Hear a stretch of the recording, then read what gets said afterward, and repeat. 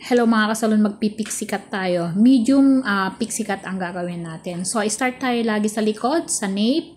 Yan, pa-barbers ang paggugupit na ginagawa natin mga kasalon. Ang gamit natin ay gunting at suklay. Okay?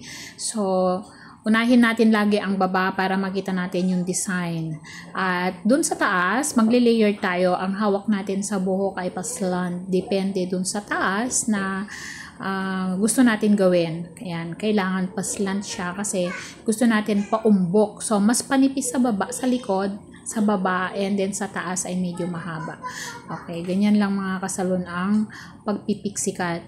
And dito sa bandang tenga, ang gamit natin ay gunting at suklay pa rin kasi hindi natin kayang hawakan. So, gunting ang pinangkukuha na natin ng buhok, and then yung suklay ang guide natin. Yan, ganyan lang mga kasalon. At dito, gugupitan natin dito sa may tenga niya kasi gusto niya ay labas ang tenga talaga. So, i-avoid natin na masugatan natin yung tenga. Okay. So, ganyan lang mga kasalon. Sa second layer naman, ganun din. Pa-slant lang siya ang hawak natin. Yan, pa-layered ang paraan ng pagkuha natin ng buhok. Hanggang dun sa pataas, yan, hatakin lang natin pataas para makita natin kung pantay yung magkabilaan ng ginupit natin. And dun sa bangs natin, yan, pa-layered pa rin sa harap.